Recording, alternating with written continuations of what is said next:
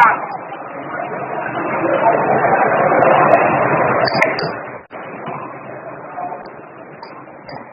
Wait a minute, where are you talking about? I'm sitting here. Oh, I need to go there for a second. Or Not do I sure sit if at the there's end? zero. Actually, Okay, over yeah. there. Sit there? Yep. Oh, because you got You're first. But we're going to go to the podium when we leave. Yeah. Okay, I'm gonna ask them, then I will be back and start.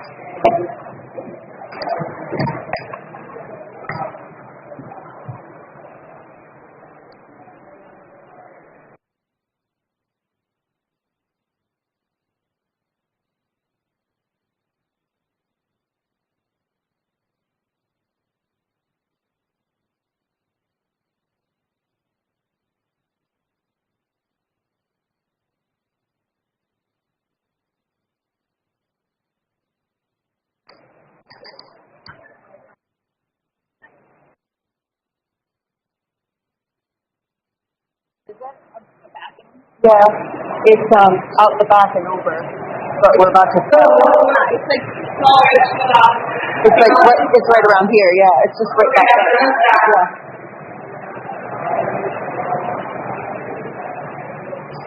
Hello everyone, I'm James, a student concerned about climate change. One of my professors once told me that complex environmental problems such as climate change can't be solved by environmental experts alone.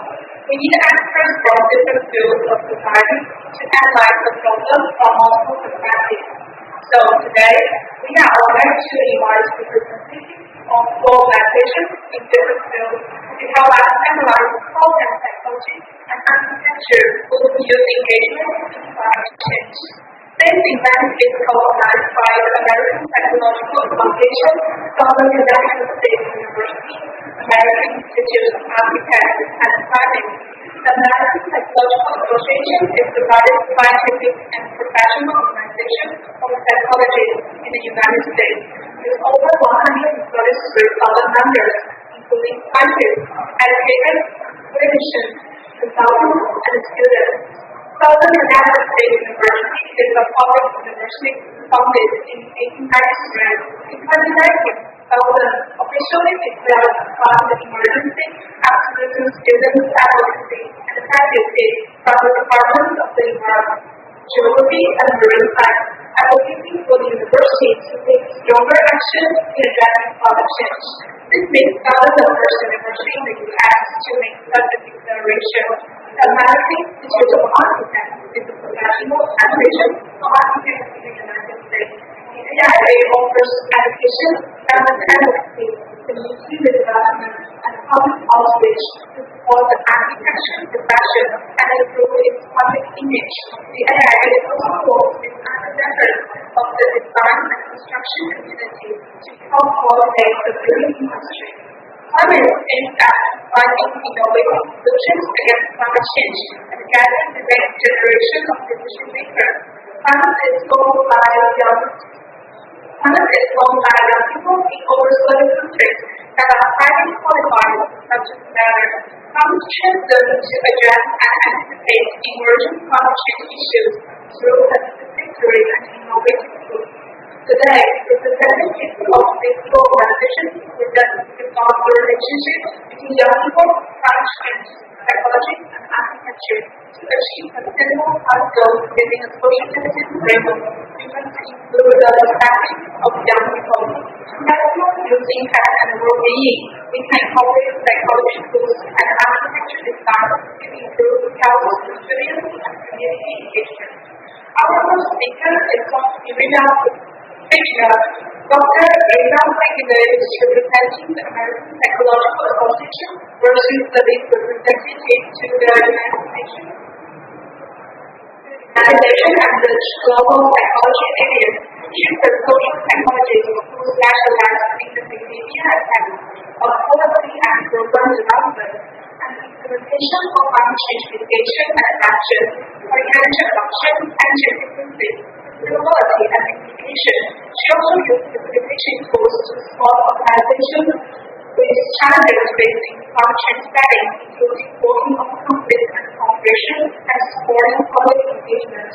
Dr. Baker has previously served as Director of Behavior Science and Assessment at Clinton Center, as fellow of the White House Social and Behavior Science team, and as the APA Congressional Fellow at U.S. Senate. Her doctoral work at New York University explored the systematic and psychological roots of climate change phenomena.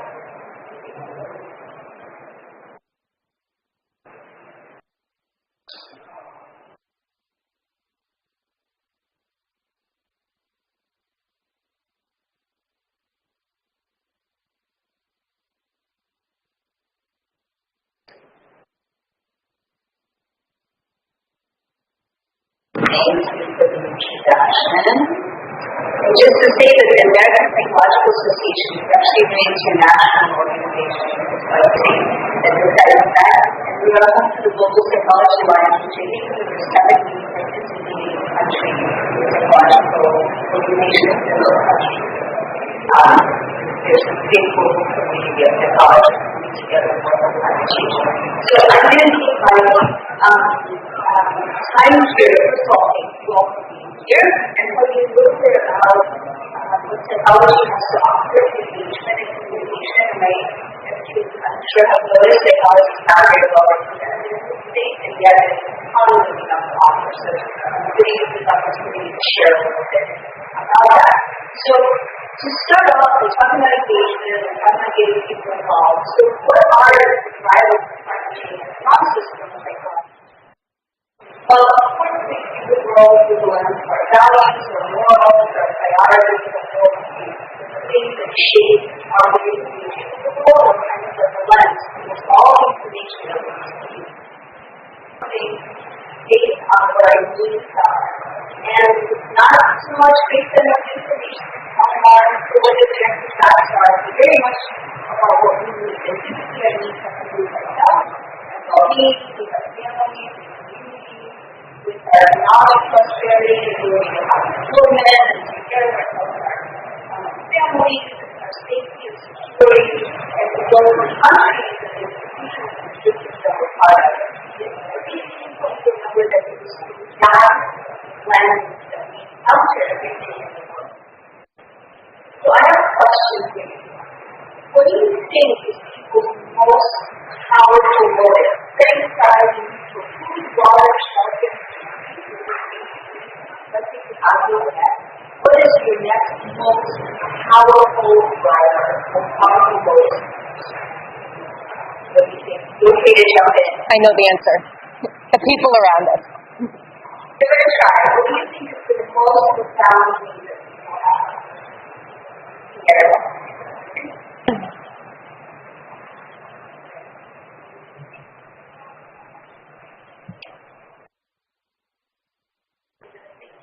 Yeah, safety is a really important motive. Yeah, if your safety needs and food and water needs are met, what's the next sort of the first step off kind of thing that really drives most of our behavior? Think about what you really couldn't do without it, other than food and water and shelter. I think you've got something there. Happiness. Happiness, absolutely. What makes us the most happy? Yeah, like, money? What do you say? Love. Yeah. So, the most powerful driver people have is you need to belong. Right? And when they say that, you know, you need to belong, you need to be accepted, you need to be in community, you need to be appreciated. And money, actually, of course, we need money to thrive. We've been modeling the meaning of money is also contextualized by status, projecting okay, so you need to belong is really important. From that comes the fact that our identity and belonging is really so the centrality of identity, I want to say a couple of things about it, and I'll just need to show you. Because it's so important for us to belong, we have to align what we believe in and what we think is the that we're part of. And what we value is often what we value, because we're seeking that inclusion and acceptance and belonging. And And the problem is how do we have the social norms? Social norms is what our groups tell us is the right thing to do, the appropriate thing to do, how we dress, if we're around us, we're all having dresses in our ways, the conference. And we're all looking at each other for those norms to figure out what's appropriate in education. And that's what we tend to do, is align with those norms, and especially when there's what they call tension or polarization, and complexity, we even more look to our groups to align how we and climate change that we face. Here, I'm just going to look at some lessons that we've learned from social technology and representation about how to harness the need that people have to belong. So we want to speak to people in their communities, and we want to make change happen. We want to change social norms and how our groups tell us to behave. So I have another question. So there's a lot of solar adoption happening now. What do you think, other than having enough resources, how enough resources to put a solar panel on your roof? What do you think is the biggest driver of whether or not somebody puts solar on their roof? What do you guys think? What do you think is going to be the strongest influence on whether somebody puts a solar panel on their roof?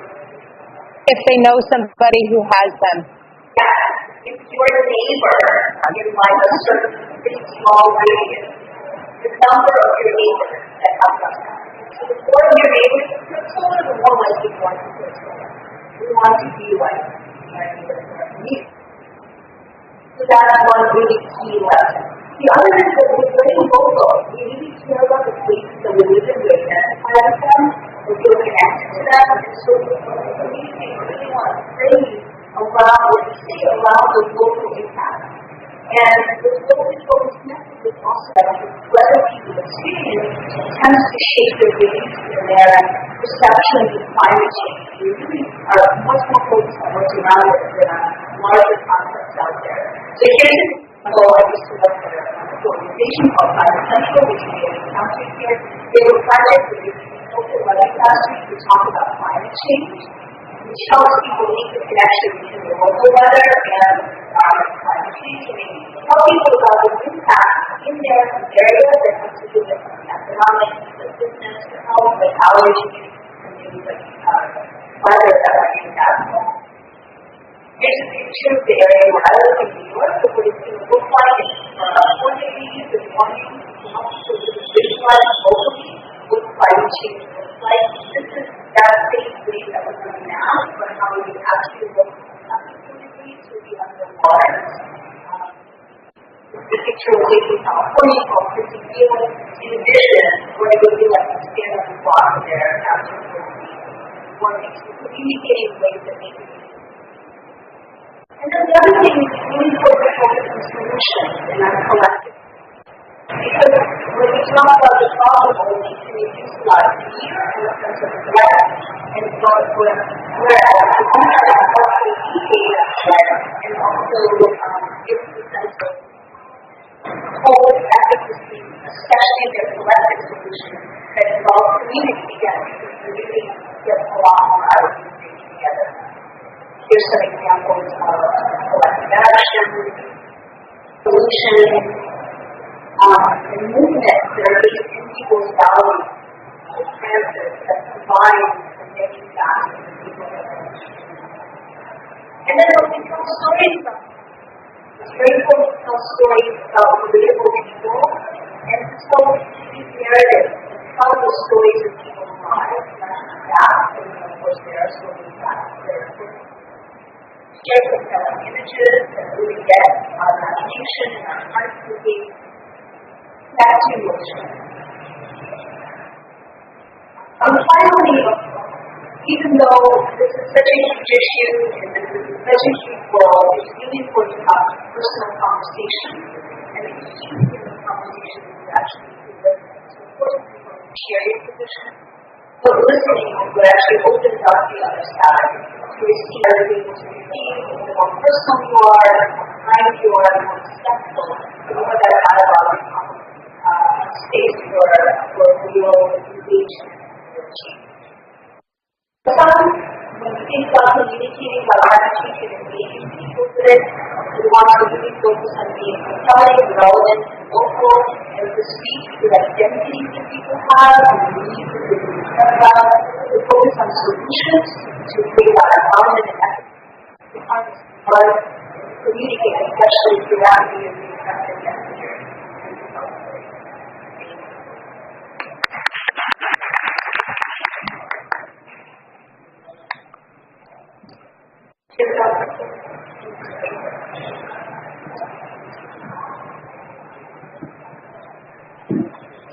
Just want to make a quick note that we're going to do these presentations and we'll have lots of time for conversation. So all your questions, thoughts, and ideas we're going to cover us.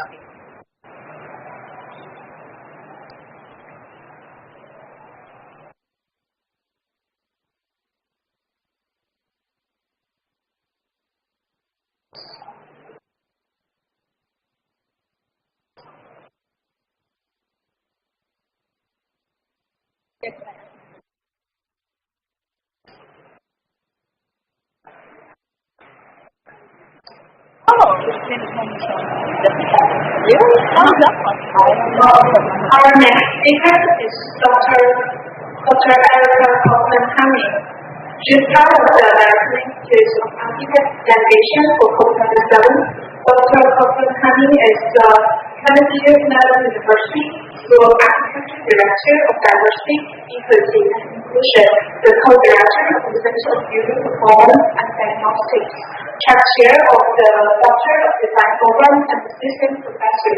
She holds a Bachelor of Architecture from Virginia Tech and RN in Facility Design and a PhD in Building Performance and Diagnostics from Kennedy Mellon University.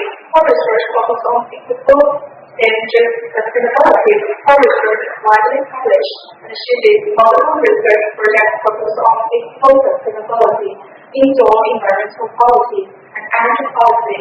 Dr. Kaufman-Hamming also serves on the board of multiple nonprofit organizations.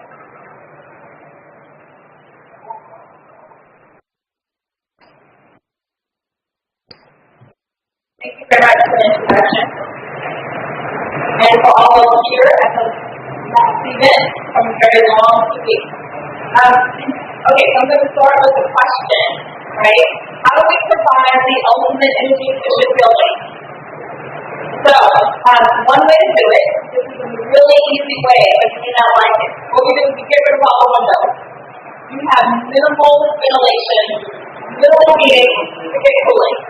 Now, who wants to be in that space? It's going to be energy efficient, won't use a lot of energy, but it will not be good for your well-being, and no one will be in there. And so, one of the things that we talk about climate change, we talk about energy efficiency, is that we have to remember the most important thing, the most important aspect of any building, of any architecture, any space is people. And so we want to make sure that all buildings and all designs we do account for people. Because that's where we live, we work, we play, and where we sleep. And where we spend 90%, 95% of our time now. So, buildings, they tend to be a collection of materials and equipment and systems. They also have to be wonderful spaces and environments where we live, where we have our connection with nature, where we can still feel something that we might feel if we go walking the woods. And so one of the projects up here is one of the 2021 AIA Co-Top 10 projects, the Rain of Beauty Clinic. And what's great about this project is if you can see the patient clinic, all of the rooms have access to the view. They have access to the view. So the staff, the patients, they're still connected with the environment. And these are the type of things that help your well-being and help you feel balanced. So one of the important things about architecture is that we have to balance function with structure and environmental impact, but also, and I think most importantly, the occupant's well-being. So how do we do that? Well, one way is that we have to address both implementation as well as accountability. So we can't consider our work done after we finish. design of the building, and people move in. So you design, people move in the building, you access the package, got a paycheck, but our work should never be done at that point. It's really, really important to follow up. We've got to follow up. And the methodology that we use for that follow-up is called post-occupancy evaluation, otherwise known as POE. When you think about POE, it's actually the only true way, the only true measure or tactic that you can use to know if you did the right thing, to know if the building is working the way you designed it to work. When we're doing design, we do a lot of simulation, we do a lot of energy modeling, we do a lot of use technology to make a lot of predictions of what we think is going to happen. But you don't know if it actually happens that way, and then to follow up. Things change. Contractors can make mistakes.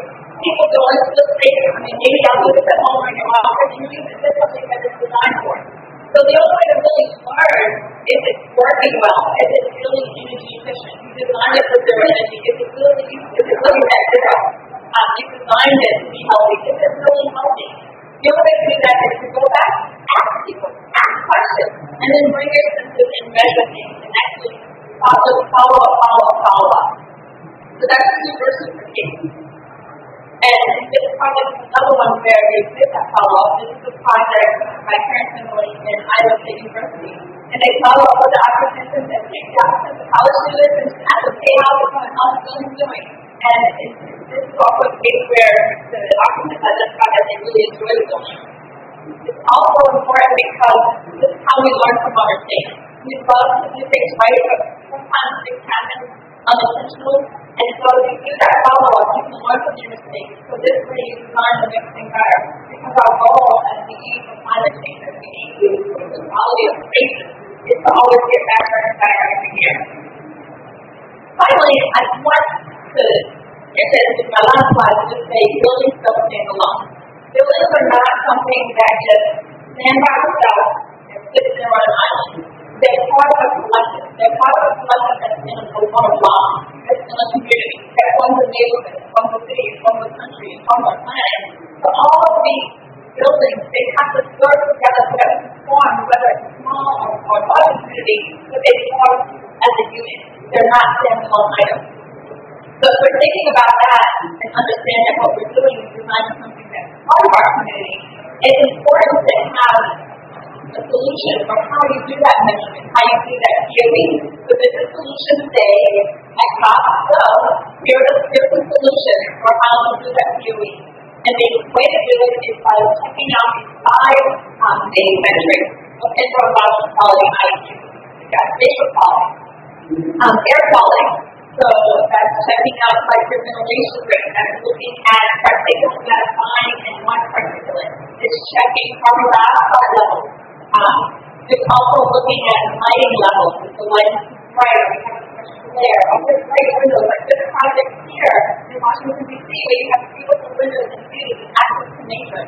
It's thermal quality. Right now, I'm a little cold because I'm right in front of this air conditioner that's blowing a lot of wind on me. Thermal quality is really important because it's hot, it's cold, and especially productivity, it's better concentration, and it does always feel very good. And it's a waste of energy if you're overcooling a space, right? And then let's talk about acoustical quality. Acoustical quality is really important. Tied this critically used whether it's ethical, but also tied into the mechanical system. Anyone here has ever been in space with mechanical system so loud you can't hear anything that's happening? Like what's happening in this room right now. Exactly. So we're overcooling, wasting energy, and we're also affecting inclusion. So these are all some of the methods of environmental quality. So again, it's space, it's air, it's lighting, it's thermal, it's acoustic. Right. So what you want to do is you measure that, and you do it using qualitative and quantitative methodology. The qualitative one, even if you have zero money for sensors, this is the free way to be qualitative. Ask questions. You do a survey, you don't have to ask people how you like your space. And trust me, people will tell you the truth once they're in a space, especially if they pay good money for that space. The other way is to do quantitative measurement, which is using sensors. So with my course at Russo, we go into spaces, we use those sensors, we have a lot of handheld sensors, and we have an IQ robotic officer that can also move around the space and measure things. This is another wonderful way to engage children with exciting and learning. So not only are the colleges going in and measuring spaces, but when they're in the building with these children, they give a sense to the children.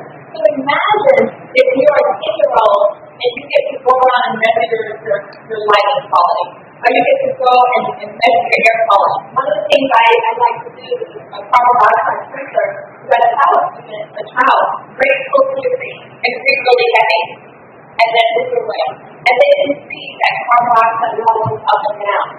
So this way, what you're doing is you're giving the abstract or the measure of parts per million, or kilowatt hours, or BQ, or EY, all these acronyms that we love to throw out there, but they mean very little to a 2-year-old.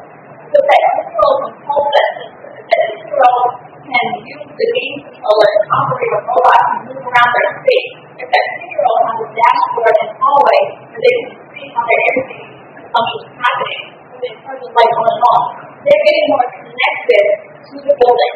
The building is now becoming a teaching school.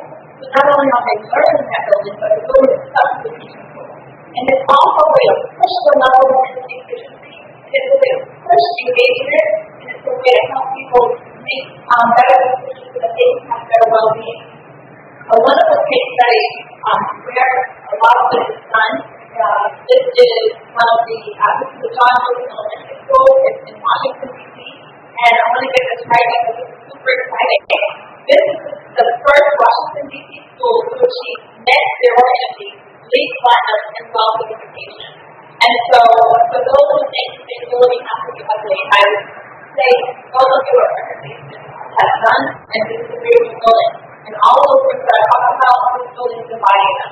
Look at the windows. Right, they're huge. But I can bet you that those are insulated double glazed windows because the children sitting there are not overheated. They're shading so they're able to read without squinting, and they are comfortable in a spraying area. And so, I ended it where I started. How do we make the best energy efficient building? Think about the occupants, think about the people. And remember, the building, the job that we're in, we better before I get the paycheck. Gotta go back and say one. Thank you.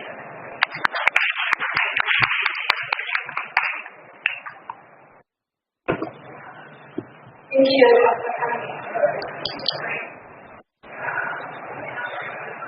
Our next speaker is Dr. Miriah Russo, Assistant Professor of Environmental Science in the Department of Environment, Geography, and Marine Science at Southern Connecticut State University in Haven. Dr. Hart's teaching and research focus on the human dimensions of ocean and coastal climate change issues. Dr. Harry works in the area of environmental management and decision making and values collaborativity and transparency with various approaches to addressing complex environmental problems. Dr. Harry is also dedicated to translational environmental science, including environmental communication, environmental education, and environmental engagement.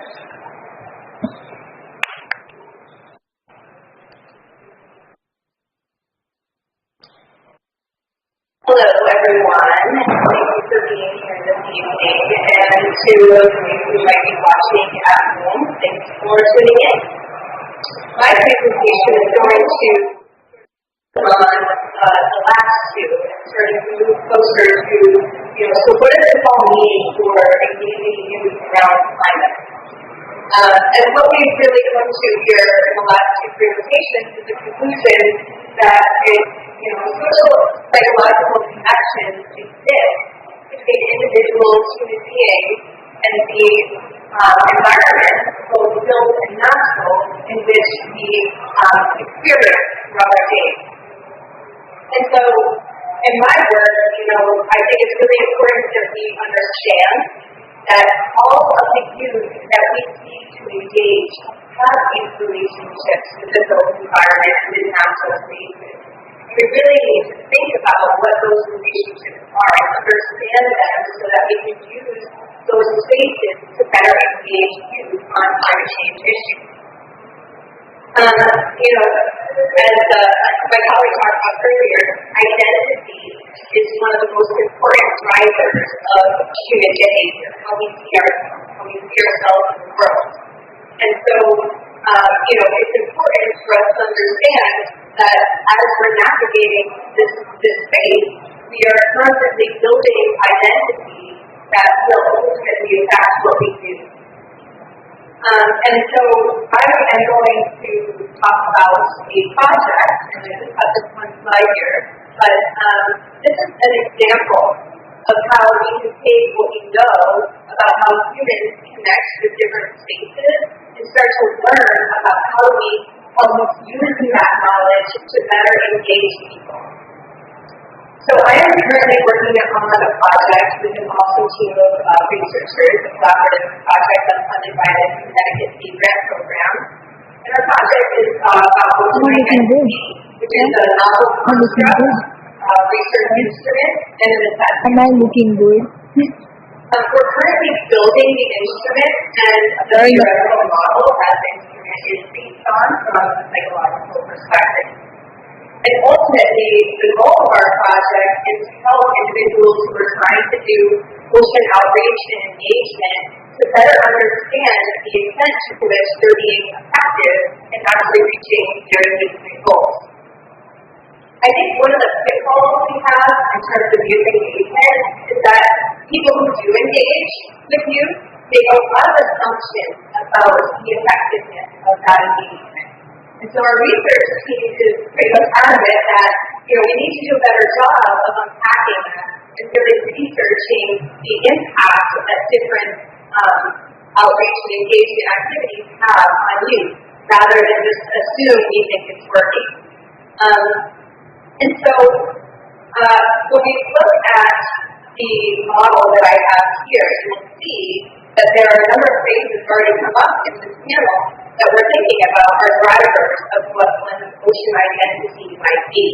And ultimately, our project will develop a final theoretical model that will tell us what are those things that actually are determining how individuals are connecting with ocean environments specifically. And some people have really strong relationships with ocean environments, and some people have no relationship at all. But we do know that ocean spaces tend to be places where people like to engage, where they feel curious, they like feel fearful. There's a lot of emotion that comes with individuals when they engage with an ocean space. So our model is based on, how aware are youth of the different issues in the ocean. What kind of knowledge might they have? What kind of prior experience do they have? And what we've learned in our research so far is that people have positive, negative, and neutral experiences with the ocean. What I'm talking about with the ocean stands for natural environment, but also the built environment, right? Those experiences that we have with those places really drive how we identify with them. Certainly, attitude can be a factor as well in how positively or negatively we think about those spaces. We already talked about social aspects as being a really important driver. So again, in our instrument, we actually will be asking questions about the extent to which people engage with each other in ocean spaces, or the extent to which they interact with others around the ocean. Place and attachment and the connectivity that people have to, especially places where they grow up, can be a huge driver of behavior. We are also looking at affinity in our work. Affinity for the ocean has been classified with a term called philia, which is ocean love, a word I would personally love. And so we know that people actually have emotional connection with spaces. And really, that's the goal of our work is trying to unpack these emotional connections, not just the physical connections or how often we connect with those spaces, but how we feel in them, what it makes us feel about ourselves when we experience those places. Many times what we learn is that people experience barriers to especially socio-cultural barrier, and being able to access spaces that would help them actually build an environmental identity that would drive a positive environmental behavior. And ultimately, if you've never experienced ocean space, it's really hard to think of why would somebody be so concerned about it if you've never actually experienced it. And then lastly, our values. Our values and our paradigms very much shape how we see the world. And so when we have values that are driving our behavior, we are thinking about how do we have ourselves as situated individuals who have certain values engaging in these places. And when we engage with them, does it shape our values? Does it have an impact on our value system? And I think in our project we would argue that it does. And all of this really, in a way, is about youth engagement. Not just youth in a formal K-12 setting, which is what a lot of evaluation approaches look at in my field, but thinking about how outside of the classroom, youth and individuals may be having experiences with ocean environments that might actually be shaping how they see themselves in the world, which is actually determining what kind of behavior they have. And so, at the end of the day, our project is about looking at what are those differences, right? How do we measure those differences so that we can understand how different kinds of youth, how different age groups, how different races or ethnicities, how different levels of experiences of ocean is actually determining environmental behavior at the end of the day. And, all of this to say that I think it's really important for us to think about not just assuming that our engagement with youth, whatever we're doing to try to engage with youth is working, but rather we need to start looking at youth engagement around climate change in a much more complex way than we do, because it is very complex, as you can see as we kind of build this argument over the panel. And so I think it's really important for us to think about that complexity in engaging youth around climate change, and then ocean identity tool is really just an example of how we can use what we know about research to really unpack those differences that might exist and understand what's happening so that we can have better strategies and more effective and meaningful approaches for engaging with youth, rather than just assuming it works. We can have research that really tells us what is working and what is not. And so I will leave it with that, and again, thank you all for listening.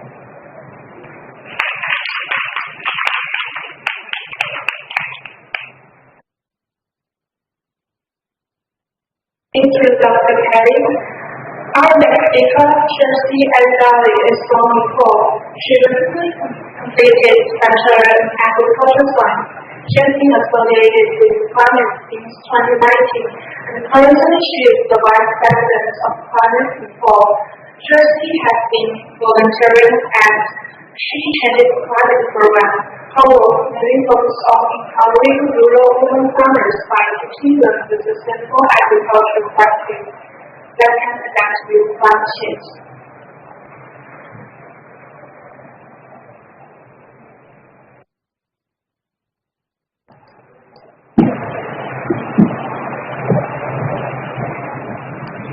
Namaste and a very warm good evening to all of you. Okay, almost the last day of the talk, the last session, and of course the last speaker. So must be very tired, but I know that very presentation, so don't worry, I'm not going to present anything. I'm just going to share some of my stories with you, like how I got engaged into climate and what made me engage in climate, because of course I am a youth, so I have to share my story with you. So before sharing my story with you, I just want to give you a bit of my background. I come from Japan. Coming back to the global south country, like Nepal, which is worldwide known as the mountainous country, I would like to introduce myself as a Himalayan girl. Yes, climate change is a global issue today.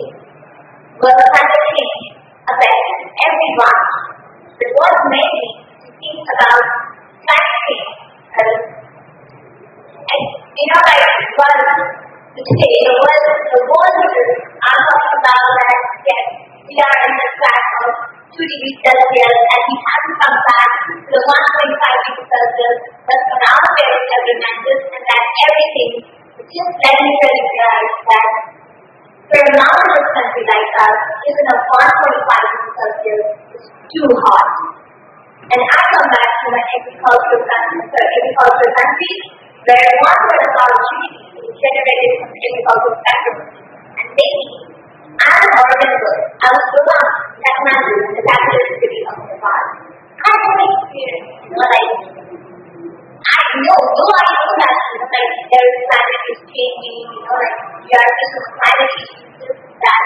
But all of this is just my favorite, I have to experience what was life in the remote area, how people are suffering actually in the remote area, and what happened with disaster. This was my second job, disaster, when I came to the doctoring stick. And the first time, whenever I used to meet people on this talking, from this country, the wow. The first, the first response of the people is oh wow, mountains country, that's amazing. I come from the city area and I want to learn how to find the environment and I have never experienced what is the life here. I never know how, I just have talking about chapter design and this and that. But I never know actually does this. So this year, in the year 2022, when I was assigned as an intern in the mountainous regions of my country, which was Russo, one of the mountainous regions, I thought, yes, this is the time. Now I should work in the field. Now I should know how farmers are getting affected. But most of the agricultural students, we come from an agricultural country, and what I learned of the science was more than 70% of the farmers in my country are female farmers. And despite having such a large number of female farmers, their voices are being excluded. So I would say, how can we keep the voice of morning in the perspective of almost more than half of the population who are involved in the agricultural sector? And that's what we did when I left 5 months in the Himalayan region. So what we did was we conduct an 8 to 10 minutes training. So what we found was this. There has been a heavy rainfall in this region in the last 30 years. I referred to an example climate change, and so maybe it was focused on apple production because apple is only the one the most fortunate responsibility of Himalayan people. So what we found in Western Highlands was there has been heavy precipitation in the Himalayas with increasing rainfall to 0.41 millimeter every year. So, the area which used to be once for as, the garden of apples, the apple everywhere, now it's nothing in that area. And the first blind farmers, who are the people farmers, are just demolished. So what we did was, and because of that heavy rainfall, there has been a large insect infestation outdoor. So what we did was, we conducted training where we focused on climate and farming management practices. This training was focusing on farmers by teaching them by teaching them chemicals in the lab and then necessarily in the field. The result is effective bacteria that can be used instead of chemical fertilizers, and then also I don't know how many have heard about this body pills and forest pills and the reservoir and something like that is called in fact and then it's the zone in English. So we have taught them, and what I found was if this can be done in a small area, it can be replicated in other parts of the world as well. And what I found before I came this year to talk before the 1 week back, when I was staying with my colleagues, and I was saying that there I'm going in talk and I was just maybe talk about everybody choose their not going to get it. Oh, this is what this is considered a body food. I would say, okay, now is the time that we are aware that there's some climate change, but we are not aware that what it is exactly, and this has led me to think about that I should be doing what I know that I will be back to from the top, and what I also done, like, we are the victim, you are the victim. It's not us who cause this action. We present and the future generations are going to suffer it. This is time that we all need to have to come together along with the thought. We need government as well. It's not that we alone can do it. We need government, we need civil society, we need NGOs, we need such big people like this. We all will come together and fight together to setting our plan. Thank you, and all of this. This is why I have been engaged in practice. That's it. Thank you.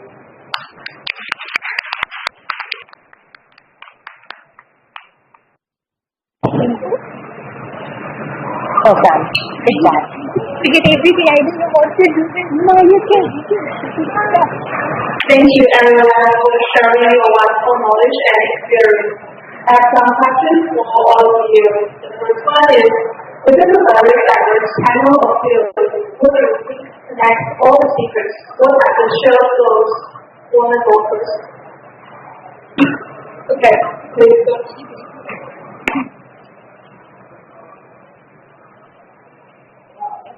What I like about our coming together as a group is that I think we're looking at four dimensions of engagement.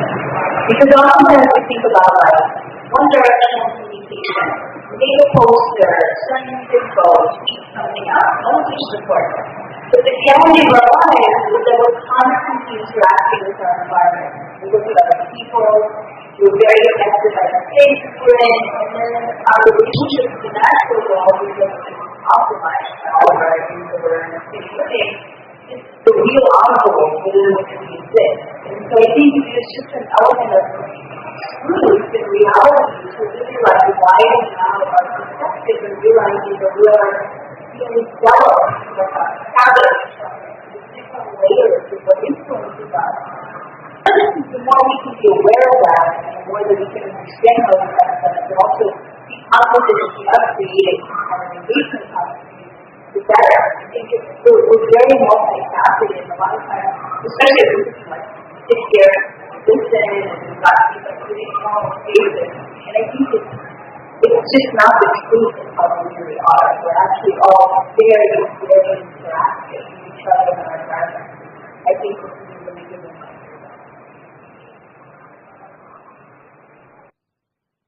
So I think when one of the key connectors is that, just as you were saying, we all come and about engaging with youth a little differently. But if you think about climate change, and you think about the environment as a whole, the environment is made of many things. It's not just one aspect that defines the environment. And so when you look at this panel, what you have are a group of people who represent all of the collective aspects of what forms our planet Earth. And then we're all saying, based on our experience and our work, which is all multidisciplinary, we are working together towards a similar goal. And we're all looking together to say, as you said, how do we help the youth? And thank you so much for the beautiful story. But we're all coming to saying, how can we take our individual expertise, our knowledge, and try to share it with those younger than us, and try to share it with future generations, so that they are equipped with more knowledge than what we had as a young person, to be able to find solutions for climate change, to find solutions to have a better quality of life, to find solutions to help planet Earth.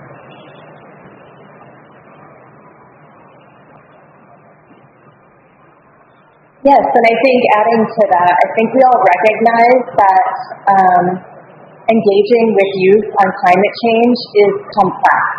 It's not something simple, right?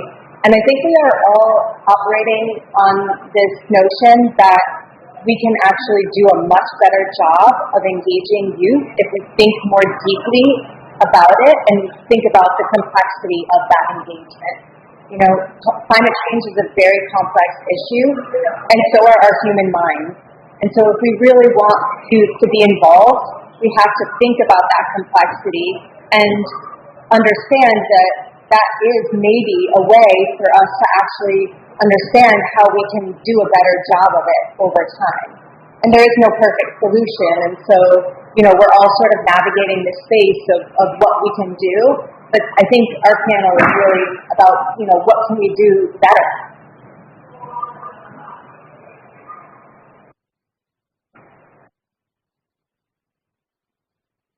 Oh, sorry. Okay. So I think what connects all the speakers to us is the place where they live. They come from a different background, like some are from architecture, some are from psychology, students. But what we all are concerned is where we live and what is going to be for the future generations. All I want is we just have one planet and we all are here to save our planet.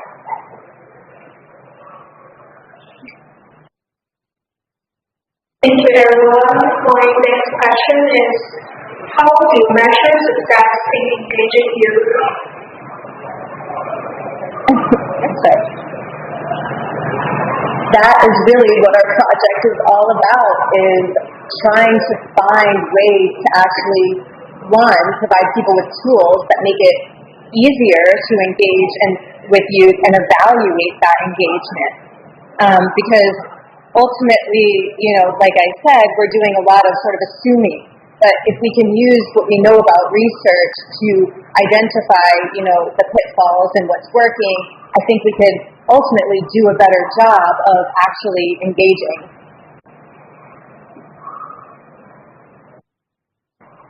So with my research and hypothesis evaluation, there are two ways to measure successful engagement with youth. We look to see the test scores are one way. Are they, because they're doing hands-on learning, a lot of times that helps them be able to break things from the abstract to concrete, and so then they can sometimes have increases in math scores.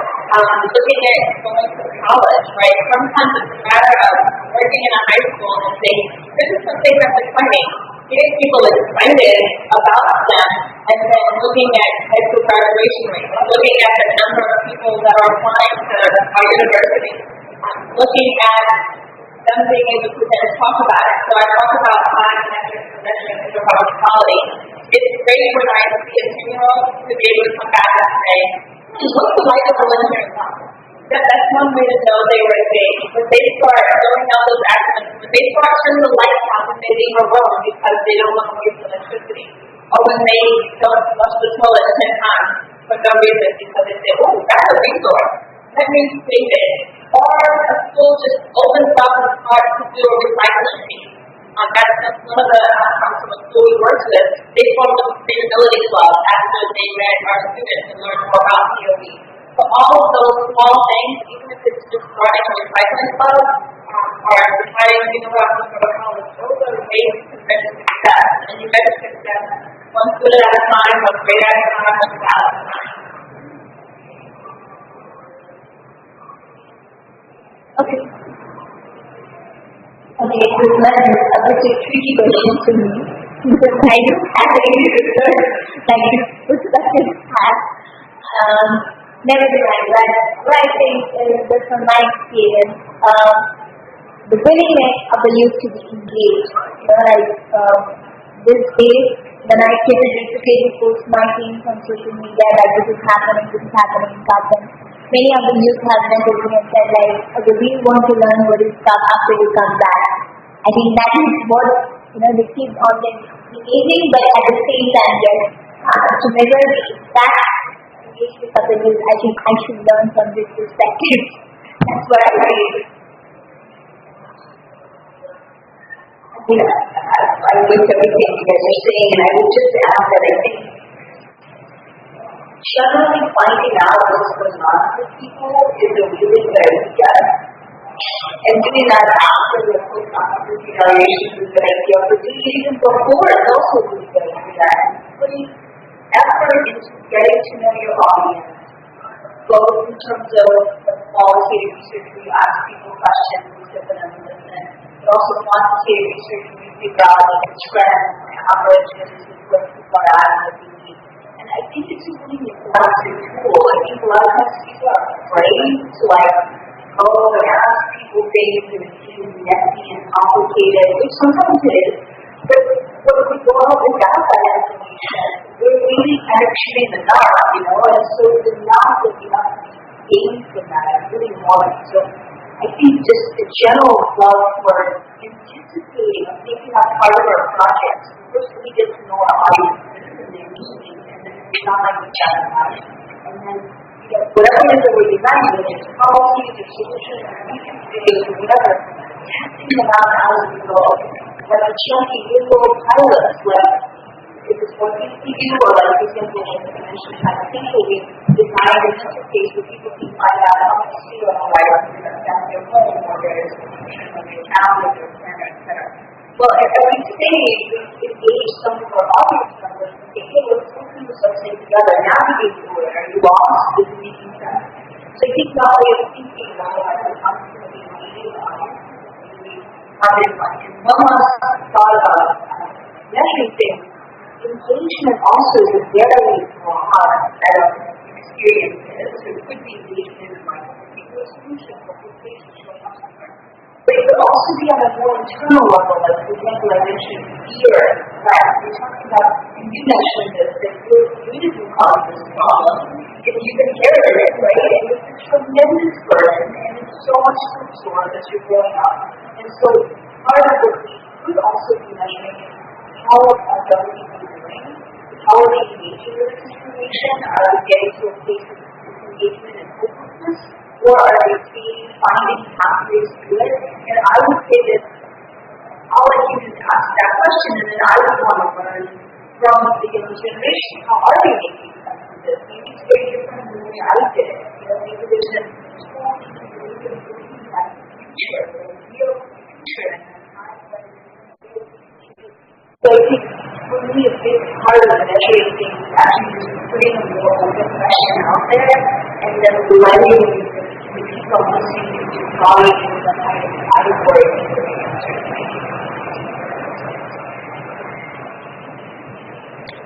Thank you very much. I have some special questions for each of you, and I'd like to start from Dr. Honey.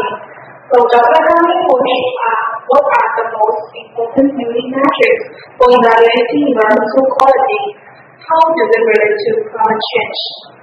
I talked about some of those metrics, but I think one of the key things is to think about how does it relate to climate change. So we start with thermal as an example, and that's your heating and your cooling. Now, you need a mechanical system to heat or cool your building, unless you use a passive system, right? And so just think about it from the basic point of view that that mechanical system is using energy. If you have designed your building in a passive system, maybe you have windows that open, or you have a fan in the building, or you have some trees in your yard, then those are some natural things to start to cool your building down. But if you don't do any of those things, your temperature, it's going to get uncomfortable. So then you'll have to have a big mechanical system and it's using up a ton of energy. Think about all the water and water management. If you don't manage the water in your building properly, and we see this in areas of flooding, especially in the tropical Global South, where there's a lot of flooding happening, what happens? Flooding can lead to mold, mildew, all sorts of other damage to the air quality and to people that comes as a measure of flooding. Lighting is another one of those key metrics. If you look at daylighting, just having a bright open window means you don't have to turn the lights off. Wouldn't it be great if you had windows in here? And think about if you have a window, you don't need to turn the lights on.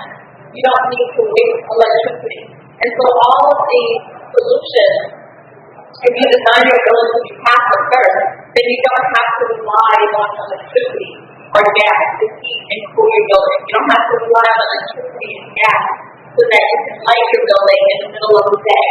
And you don't have to think about overcooling the space when you're sitting in a desert in sweater. So those are all things that we measure. But if you take that information, you learn from those lessons, then you can redesign something to be net zero energy. And if your building is net zero energy and you're not using a power plant to heat or cool or electrify your building, Well, think about all of the decrease in emissions that will happen. Think about all of the carbon that's not going into the air. Buildings are responsible for 40% of the carbon emissions that are in our air are coming from buildings.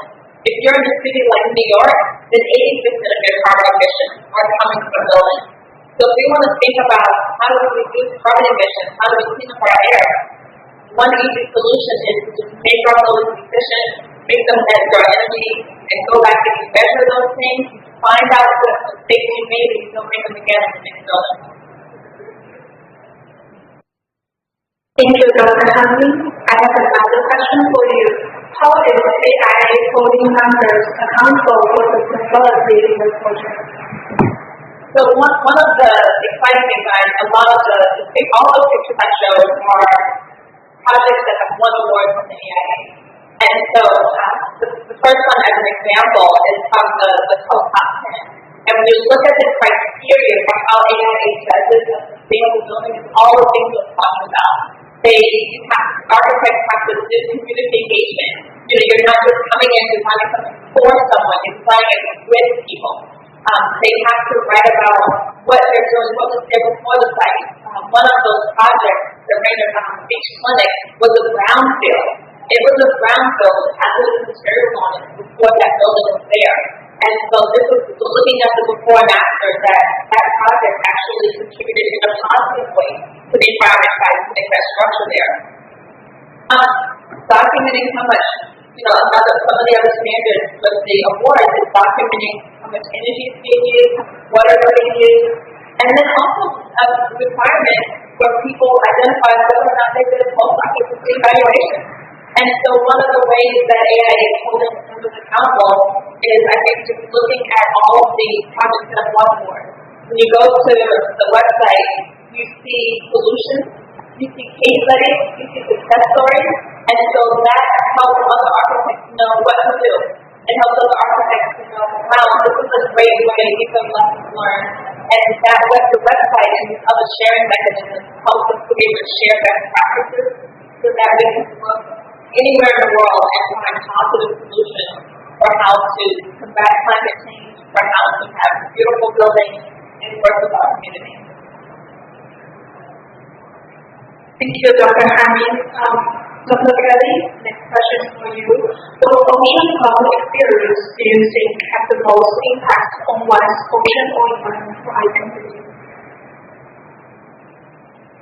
Well, I would say that we actually don't have the answer to that question, and our whole project is really about figuring it out. What are those things that drive the identity of an individual? And we hypothesize that actual interaction with a natural space like an ocean environment would lead to an increase in one's ocean identity. But what we don't yet know is if other interactions also can impact ocean identity in a positive way. So for example, on our campus, we have an absolutely beautiful LEED certified building. It has aquaria, it has pictures of all kinds of marine being species, it has a huge map, and many of our marine science courses are taught in that building. And so, we might think that having classes in that space and in that building might actually be helping those students to develop an environmental or an ocean identity just as much as if they maybe went out into the beach and had an experience there. And so our tool is really about trying to measure that and see from a scientific standpoint if that makes a difference.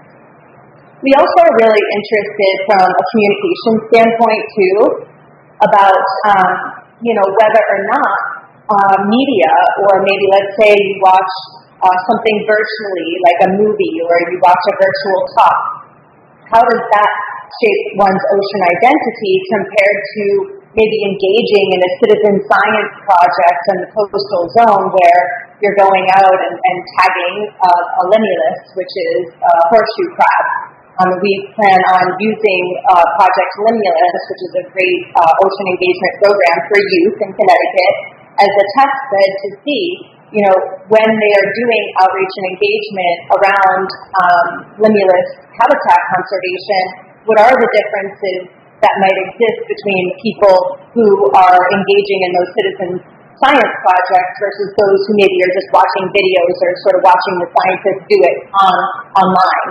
And so I think there's still a lot of questions to be answered there, but ultimately, we hope our tool will really bring light to the real answer. Thank you, Dr. Perry. Dr. Perry, why is psychology an important contributor to engaging people with problem solutions? That's a great question. Well, I think if you think about projects, I feel like probably on the order of 100,000 different projects that discussed at this event. It was like shocking the amount of stuff that's happening. What I have found is that a lot of times projects don't perform as well as they intend to, with like energy retrofits, for example, in building. They look great on paper, and then you create them, and then they don't quite work very well. Like I worked in policy, the policy kind of the U.S. Great ideas, creative policy, but in practice it doesn't reach enough people. A lot of people trying out, a lot of people want to do it. And those are the moments where the designer is going to ask, okay, why is this thing not working? It's supposed to, a lot of times, it's actually with people, because either it was designed without really understanding who the people are, or the process doesn't work very well for people, it's too complicated, they don't know about it, it's inaccessible, there's resource issues, there's inequality, there's inequity in the way. And then also, systemically, there's power dynamics, all kinds of challenges that those often come in, organizational settings, methodological methods, or on a social level, a lot of people don't have access to be able to think about all those social dynamics that have to do with gender and races and economic disparity, etc. So I think a lot of times when I've worked in technical economic planning, there's a desire to move forward in and this feeling like, human behavior is like this wild card, and things that come in and make it all complicated. But of course, the reality is, human behavior is going to be there, and if you're not thinking about it, it's working against you, and if you think about it, it can work for you. But also, it's not really a wild card. We have a full science of it. The science that I represent will spend decades and decades studying every facet of video. We really understand a lot about how people make decisions. What are the circumstances that lead to suboptimal decisions that they work in people's interest? How can we support people to make choices that work better? How can we improve interaction between people and their buildings and environment and society? We know a lot about it. So I think we have this really priceless tool that really helps to understand the audience you're working with, figure out what the barriers might be beforehand, and if not beforehand, then through the process. And then come up with potential solutions for what those barriers are, and then actually test those, like pilot test them in small batches before you scale the whole thing up and spend tons and tons of money on something that doesn't work very well.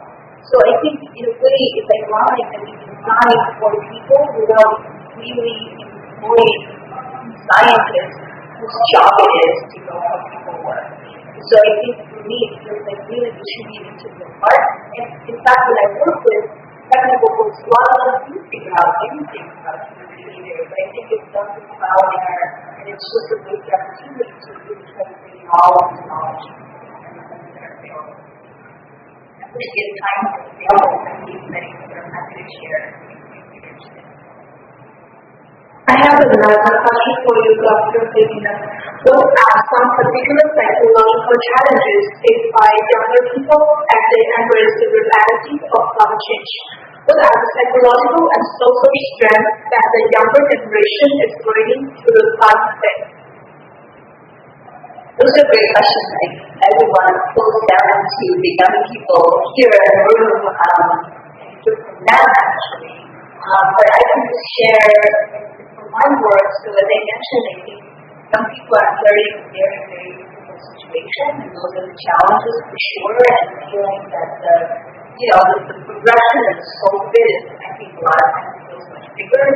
then the resources at hand and the feeling of these decision processes, being fast enough, all of the things that really, I think, stepping into one's power as a young person, it's challenging. It's challenging in context that's working against you. So I think, even in the U.S., there's a really big mental health epidemic among young people. Young people suffer from depression, anxiety, and other kinds of mental health disorders that have in the past. Some of that has to do with the fact that we're more aware of mental health disorders and we're diagnosed them more readily. But some of it has to do with how challenging the fabric of our society has become with climate change and all the political unrest and everything. So that's really hard, and I think what I mentioned about identity is really relevant here because the more community that is created, people feel like they're facing these challenges together rather than alone and isolated, better. And I think the COVID epidemic made them very hard. The phase of your life when you want to be connected, you want to be in school, you want to be out there exploring the world, and everything got shut down, and that kind of really impacted people. In terms of strength, I think young people now are much, much more aware, so cognizant of the dynamic they're playing out in society, just a lot wiser, a lot more willing to challenge the system, to speak out, especially with young women. Just looking 2 generations back, we've seen tremendous steps in empowerment of women and minorities, but of course there's a very long way to go as well. And I think the other thing is just a kind of, I think about some of the young leaders, like an understanding that all these systems are constructed. I think before people lived in society that was more stable and more and solid, people lived in one place. And now I think young people are so aware that the institutions, we just kind of recreated them, we can recreate them. And I think that's really powerful. Thank you, Dr. Fabian. Tracy, I have a question for you.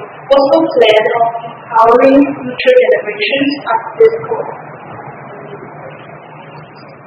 Thank you for the question. Like as I said, we are not the God, we are the victims, and so are our future generations. So, after what I have planned is we are aware of the term climate change, but yes, we need to be educated more on what are the impacts and effects of climate change, especially for the coming generations. And also, as I mentioned in my story also, I felt when people come to pick up, nobody knows, others people don't know, what is who they are with the factors in environment science. So, that's the case. So, maybe you are not aware of those. But I have planned with my co-team. It's we will be conducting a program that comes in my city, including our own giving our own students and resident students, and also educating about climate education to the school level students from class 6 to class 10. I think the work should begin from the ground level, and as a youth, I think that's what I can do right from the ground level, sharing my knowledge. And I feel more youth need to be empowered, and I want to see more youth like me sitting right here in the future. Thank you. Thank you, Tracy. Now is the Q&A session with the audience. Audience, I know we are hungry, but please share your questions before you eat your dinner.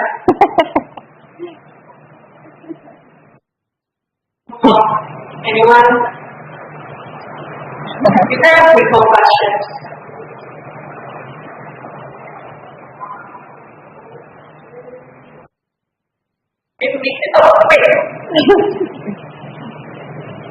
Hi, I'm Brian Coker at the International Code Council. So we develop model building codes that support the regulatory frameworks. But it's often the sort of mechanisms that make codes work are often sort of not widely understood or even sort of recognized the impact that they have on people and communities that use them. Any insight on sort of making that connection between some of the things that you talk about sort of placemaking and really sort of understanding the environment folks are in with the sort of regulatory tools that really make them happen effectively? Thank you for that great question. That's a tough one. I think one of the things is to take the community engagement playbook. So, when I talk about AIA and some of the metrics that are used for what makes a great building or what makes a great space, one of the things is community engagement. And what's exciting is to read the different best practices of how the various firms are engaging in communities. And some of the things that are effective are reaching out to the community and going to the community on their terms, which means that sometimes the meetings are happening during the day, and you can catch the people who can only do it during the day, but then you've got to go and do some things at night, right? Because some people only work in the day, and you've got to do some things in the evening, and make it kid-friendly so they can bring their kids. But then also involving community leaders. One of the things, especially with architecture, is not enough for us to go and tell someone what's going to happen, but we want to work with the community. And so then having community, engaging with community leaders, saying what do you want, doing charrette and asking them what, if there's something about what is it you need, but then helping them understand how the code can help them get what it is they need. So if there's a code regulation that's on energy efficiency, then talking to them so that they understand what energy efficiency is, because sometimes people don't get how they're affected by energy efficiency from day to day, and then just think, hey, this energy efficiency code I like, it's directly affects what's in your purse or what's in your wallet or your bank account at the end of the day. So trying to, I always say, translate the information to something that means something to a particular person. When we go into a school, if I taught someone I was, their eyes glaze over. But if I talk and say, this is going to help your kids with their test scores, mom and dad listen to that. And so it's difficult because the answer is not one answer, but it's really finding people where they are and talking to them with what's important to them and trying to show how what's important to them aligns with your goals as well.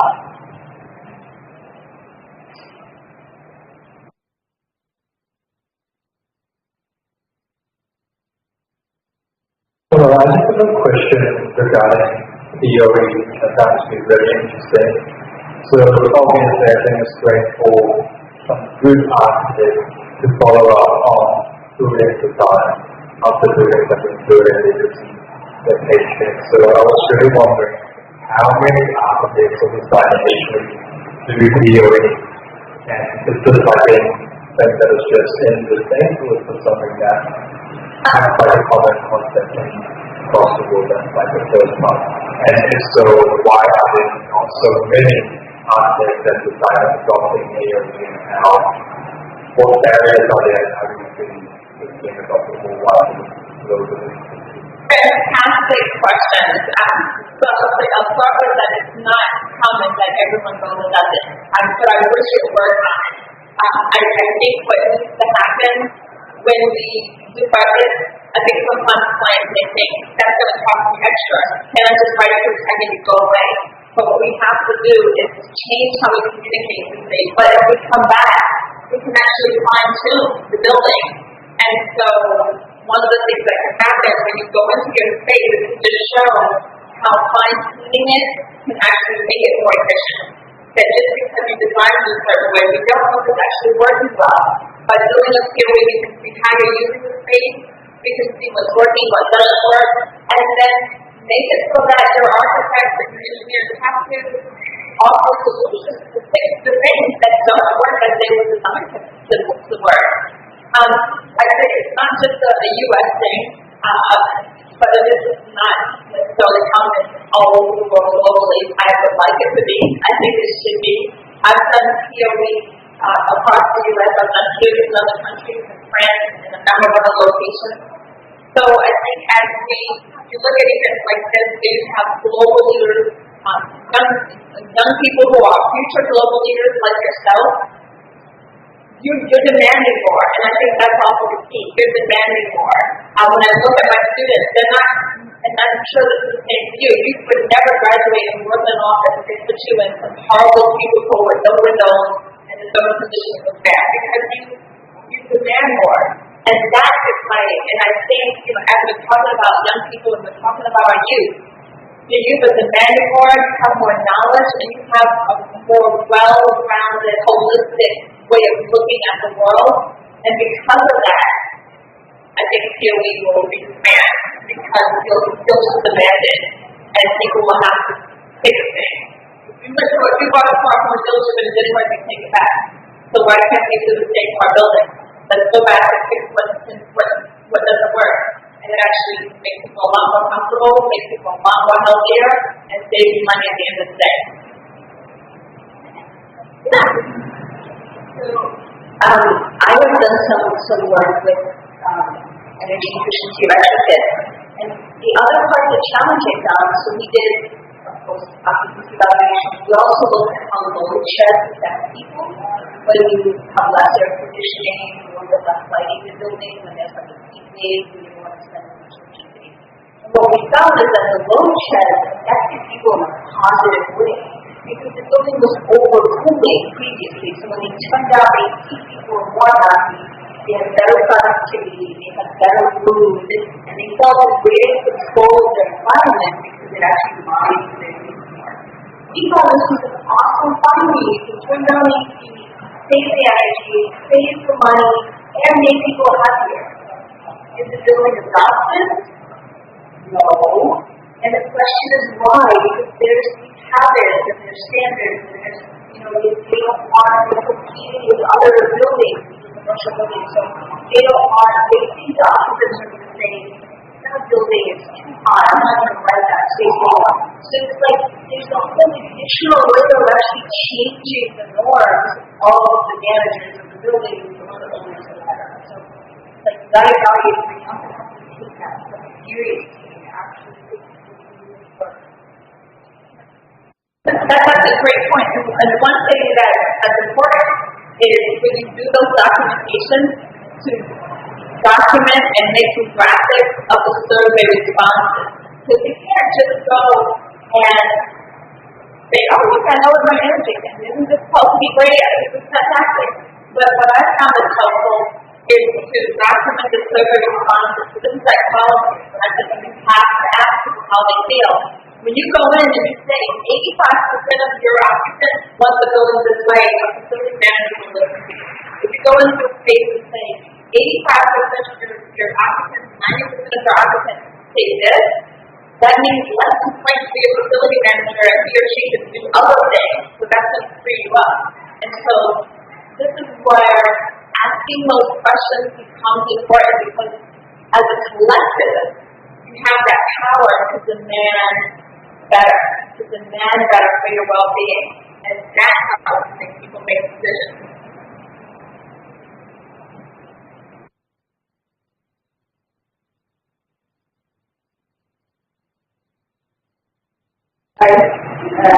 So I'm an architect, and I always said that.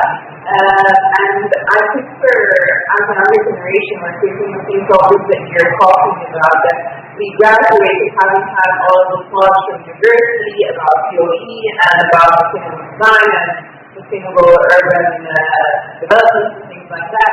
But then when we go into large companies, we find that there's already established systems of work and design and things like that. And then even though my company, for example, has a sustainability grant, we find that in our day-to-day design projects, because of the 5 schedules, the 5 budgets and things like that, and mainly because, like you were saying, we already have the system of design in place, it's very hard for us as young people to convince them to, change that and move into a more actually sustainable solutions model, as you said. So I'm asking, like, how do you think us as young people coming into like very small youth machine, how do you think we can, help in that process? I'm going to say you have a lot of power, okay? You try, and you just keep trying. So, step one, just like we said, you make your voice known. If they don't listen to you, it might happen. But then you can also go to some of the firms where they are listening and look at which firms are doing the buildings with the well standards. Which are the firms that are making and buildings with LEED Platinum, not just LEED certified, but LEED Platinum. Which are the firms that are winning those sustainability awards? Because chances are those are firms that care a little bit more about the environment, about the well-being of people. Talk to other architects here at Hart, because one thing that you'll know is that everyone that's here are people who believe in it. And so find out where they are. Don't lose track of your perspective. If you're having trouble with something, I tell my students, even when I'm not your professor 10 years out, call me if there's something I can help you with. Professors, we never stop teaching. I tell my students, even when I'm not your professor, you graduated, I'm still your advocate. And so reach out to your professors. And then, while another thing that I think is super important is that you are going to be the boss one day. Right now you're starting off, but you're going to be the boss. So in the years will go by super fast, and you'll be in charge. And when you're in charge, you're going to make it right. You're going to make those right decisions, and you'll make that change. And that's why the youth engagement is so important, because those higher people, they're going to retire soon, and then you're going to take over, and you're going to do it right.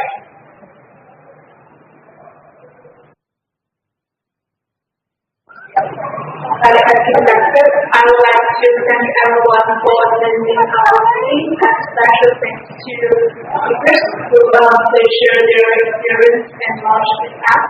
And I hope you will enjoy the rest of the day.